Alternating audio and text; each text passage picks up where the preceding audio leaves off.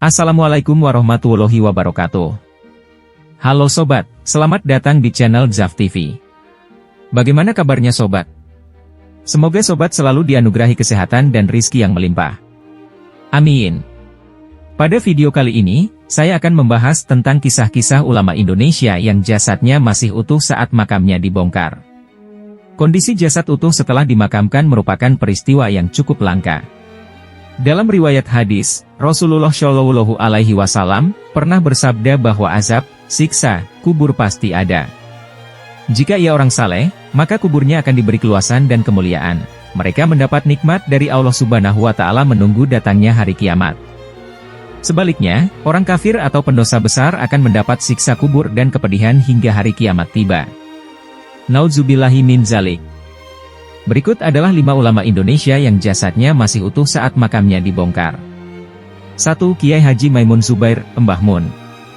Kiai Haji Maimun Zubair atau populer disapa Mbah Maimun meninggal dunia di Tanah Suci Mekah karena sakit, Selasa 6 Agustus 2019.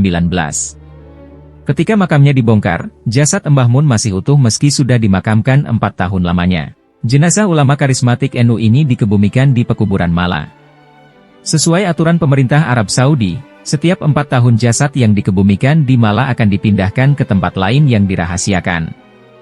Namun, karena jasad Mbah Mun masih utuh, maka jasadnya tetap dimakamkan di Mala.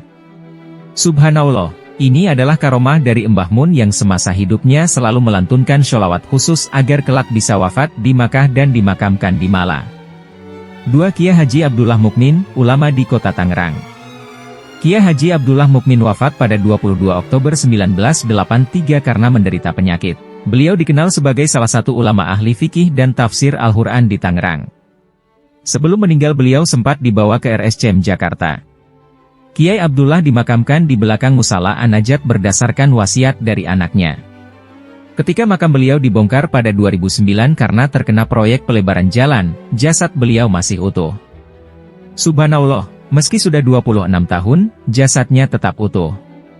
Kondisi jenazah persis sama seperti saat dikubur dulu. Hanya tubuhnya agak menyusut saja, dan rambutnya memutih. 3. Kiai Moch Anwar Sudibyo, Rais PCNU Blitar 1982 hingga 1987. Ulama berikutnya yang jasadnya utuh ketika makamnya dibongkar adalah Kiai Moch Anwar Sudibyo, pengasuh Pondok Pesantren Tambakan, Kecamatan Gandusari, Kabupaten Blitar. Beliau wafat pada 1997 karena sakit. Beliau dikenal sebagai ulama yang sangat menghormati para sesepuh dan guru-gurunya. Ketika makam beliau dibongkar pada 2015 karena akan dipindahkan ke kompleks pesantren, jasad beliau masih utuh. Subhanallah, meski sudah 18 tahun, jasadnya tetap utuh. Kondisi jenazah masih segar dan tidak berbau. Bahkan, kain kafannya masih putih bersih.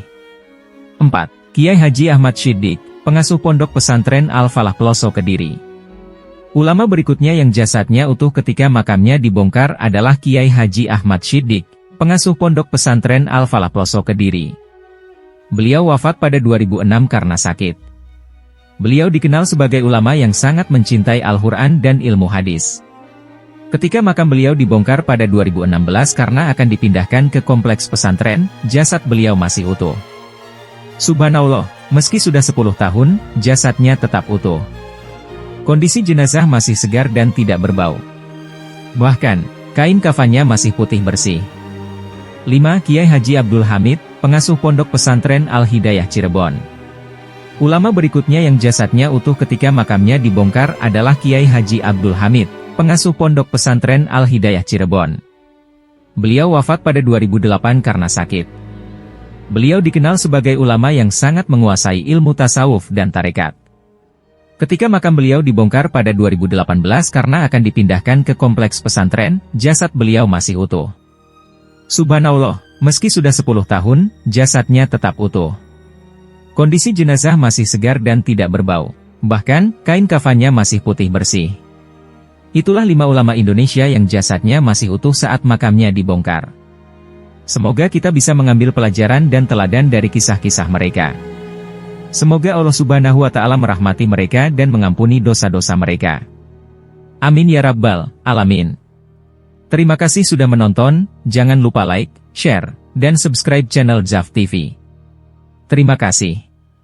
Wassalamualaikum warahmatullahi wabarakatuh.